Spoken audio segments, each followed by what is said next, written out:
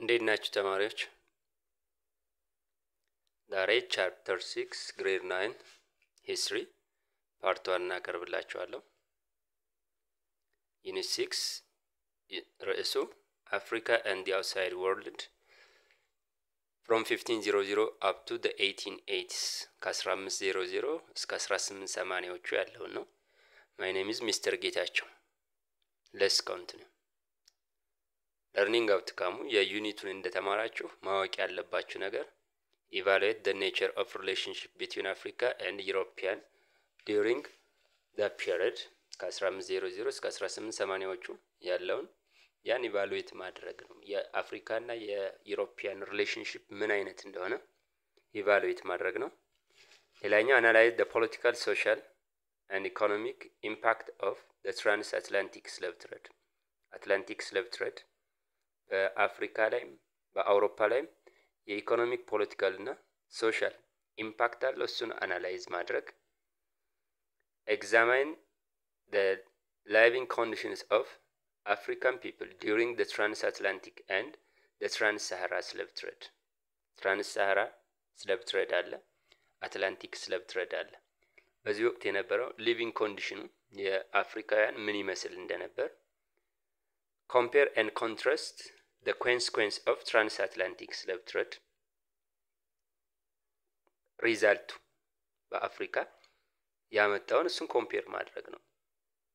explain the motives of the white settlers in the South Africa during the period. በዚህ ወቅት ነጭ ሴትለሮች ከአውሮፓ መጥተው ሳውዘርን ፓርትስ ኦፍ አፍሪካ ሰፍረዋል። ስለዚህ ፍላጎታቸው ምን እንደሆነ እሱን ኤክስፕሌን ማድረግ ነው።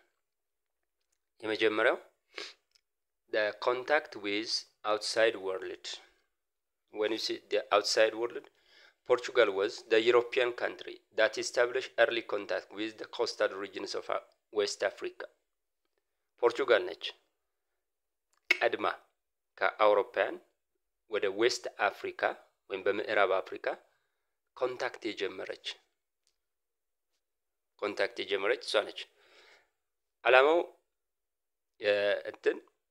ሜዲትራኒያን ሲ ስለተዘጋባቸው በኦቶማን ቱርክ ሜዲትራኒያን ሲ ስለተዘጋ ወደ ኢንዲያ የሚያደርጉትን የንግድ እንቅስቃሴ ለመቀጠል አዲስ ምን ማግኘት ነው? የንግድ መስመር ማግኘት ነው። so ዓላማው ምንድነው? primary objective of Portugal was to reach India. Their immediate goal was to bypass Muslim North Africa ባለው በሜዲትራኒያን ሲ ያ እዛ ጋር ማለፍ አልቻሉም። ስለዚህ ሌላ የትሬድ ሮት ወይም የንግድ መስመር ፈልገው ንግዳቸውን ከህንድ ጋር መቀጠል ነው። and they gain direct access to the gold producing regions of West Africa. በዚህ ወቅት ነው የወርቅ አምራች የሆነውን የዌስት አፍሪካ ወይም የምዕራብ አፍሪካ ማግኘት የጀመሩት ማለት ነው።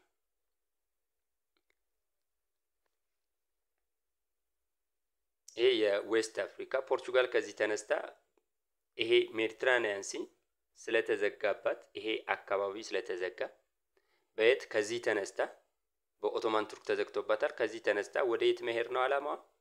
ወደ ህንድ መሄድ ነው። ወደ ህንድ መሄድና ንግዷን መቀጠል ነው። ነገር ግን እግረ መንገዱን ምን አግኝታለች? ዌስት አፍሪካ እዚህ አካባቢ ላይ የጎልድ ማይኒንግ ኤሪያዎች፣ ሌላ ዋይት ሴትለሮች ደግሞ እዚህ አካባቢ መኖር ጀምረዋል። ስለዚህ የመጀመሪያ ዓላማዋ ኢንዲያን መድረስ ነበር ማለት ነው። ቀጣይ ምንድነው እናያለን። ሄነሪ the navigator የፖርቹጋል ፕሪንስ የነበረ ነው። he sponsored Portuguese explorers of Africa mainly driven by two reasons or desires. ሄነሪ the navigator ወይም አሳሹ ተብሎ የሚጠራው የፖርቹጋል ፕሪንስ ነው። ስፖንሰር ያደርገው ነበር ኤክስፕሎረሮቹን፣ እነዚህ ተጓዦቹን ስፖንሰር ያደርግ ነበር፣ ያበረታታም ነበር በሁለት ምክንያቶች። አንደኛው the spreading Christianity and establishing Africa as mainstay of Christian against the Ottoman Empire. ክርስትናን ለማስፋፋትና አፍሪካን የክርስቲያን አላይ አድርጎ በኦቶማን ቱርክ ላይ እንዲነሱ ማድረግ ነው አንደኛው ዓላማ። ሁለተኛ to create commercial link with Africa ከአፍሪካ ጋር የንግድ ግንኙነት ለማድረግ ነው። ስለዚህ በእነዚህ ምክንያቶች the navigator or Henry the navigator he sponsored explorers or exploration of Africa. Portugal could use African gold to finance travel along their new sea trade route. አዲስ የንግድ መስመር ፍለጋ ጀምረዋል። ይሄን ደግሞ ስፖንሰር የሚያደርጉት ወይም ለዚህ ማከናወኛ በአብዛኛው የአፍሪካ ላይ የሚያገኙትን ወርቅ ይጠቀሙ ነበር ፖርቹጋሎች። Getting safe passage through Africa could also open the entire Indian Ocean to direct Portugal trade. safe passage በሜዲትራኒያን ሲ መሄድ አይችሉም። አሁን ሰላማዊ የሆነ መንገድ አግኝተዋል። ምን አድርጎላቸዋል? በደቡብ አፍሪካ አድርገው ቀጥታ ዳይሬክት አክሰስ ቱ ኢንዲያን ወደ ኢንዲያ በቀጥታ መድረስ ችለዋል ማለት ነው ፖርቹጋሎች። Ceuta was the first step forward in Portugal's expansion across the Atlantic coast. Ceuta የመጀመሪያ የፖርቹጋል እግር ያረፈባት ነች። በ1415 በማን አማካኝነት?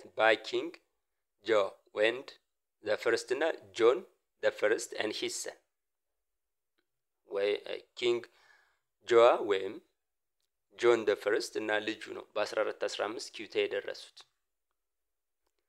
In 1432 the Portugal reached Cape Bajador, the shore of Atlantic Ocean ጫፍ ላይ ደርሰዋል በ1432 ኬፕ ባጃዶር ተብላ የምትጠራ ዌስት ፓርትስ ኦፍ አፍሪካ የምትገኝ ኮስት ነች። Portugal explorers named Nuno Trisato ወይም ኑኖ ትሪሳታው he reached Cape Blanc በ1441 አሁንም ዌስት ፓርትስ ኦፍ አፍሪካ በ1441 ኑኖ ትሪሳቶ የተባለ የፖርቹጋል አሳሽ በ1441 ደርሷል እዚህ አካባቢ ማለት ነው። ሴንጋምቢያ Portuguese arrived on the shores of Sierra Leone አካባቢ በ1460 ደረሰ። ማን ተብላ የምትጠራ ቦታ? ሴንጋምቢያ። Once it is Sengambia, a third of all enslaved African they exported during the 16th century came from Sengambia. አንድ ሶስተኛ የሚሆነው በ16ኛው መቶ ክፍለ ዘመን ወደ አትላንቲክ ስሌቭ ትሬድ የሄዱት ባሪያዎች አንድ ሶስተኛው ከዚህ ሴንጋምቢያ ተብላ ከምትጠራው ቦታ ነው የወጡት ማለት ነው። In West Africa, Sengambia was one of the earliest region affected by European trade. ብዙ ባሪያ ከዚህ ወይም ስሌቭ ብዙ ኤክስፖርት ስለሆነ early affected ወይም ቀድማ የተጎዳችው በአውሮፓውያን ትሬድ ሴንጋምቢያ ነች። ሌላኛዋ ጎልድ ኮስት ነች ወይም ጋና ብለን የምንጠራት አሁን ማለት ነው። In 1482, the Portugal built their first permanent trading post known as Castle of Elmina on the west coast of Ghana. በጋና ዌስት ኮስት ወይም ምዕራብ በኩል ካስትል ኦፍ ኤሊሚና ተብሎ ፐርማነንት ትሬዲንግ ፖስት ወይም መቀመጫ በቋሚነት የንግድ መቀመጫ ወይም ማራገፊያ አግኝታለች። የንግድ መቀመጫ አግኝታለች። American crops, maize and cassava they spread in the West Africa and Central Africa. ከዚህ ጊዜ ጀምሮ ወደ ዌስት አፍሪካ እና ወደ ሴንትራል አፍሪካ የአሜሪካን ክሮፖች ኤክስፓንድድ መሆን ጀምረዋል ማለት ነው። During the 17th and 18th centuries እስከ 17ኛው መቶ ክፍለ ዘመን ፖርቹጋል ነው የነበረች። ከዛ በ17 እና በ18ኛው መቶ ክፍለ ዘመን ግን the Dutch, English and the French they joined the competition for overseas trade. ኤክስፕሎሬሽኑን ተቀላቅለዋል። እነዚህ ሶስት የአውሮፓ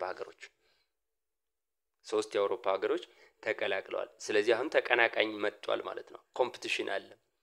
the early struggle was ቀድሞ ኮምፒት ያደርጉ የነበር ደቾችና ፖርቹጋሎች ናቸው በዚህ በኤክስፕሎሬሽን አፍሪካን በመውረር አፍሪካን በመቀራመት ማለት ነው። the Portuguese ሎስ ኢልሚኒያ ጋና ላይ የመጀመሪያዋ ፐርማነንት ትሬዲንግ ፖስት ነች። እሷን በ1642 በደቾች ተነጥቀዋል። ሙሉ ለሙሉ ፖርቹጋሎች they left gold coast permanently ከዛ በኋላ ጋናን ሙሉ ለሙሉ ለቀው ወጣዋል ማለት ነው። ይሄ የዛሬው ትምህርታችን ነው ተማሪዎች፣ አጭር ነው። የሚቀጥለውን ፓርት 2 ደግሞ በሚቀጥለው ክላስ አቀርብላችኋለሁ። ስላዳመጣችሁኝ አመሰግናለሁ። if there is any question comment please write on the comment. I will immediately respond it. The end of chapter 6 part 1. Thank you for your listening.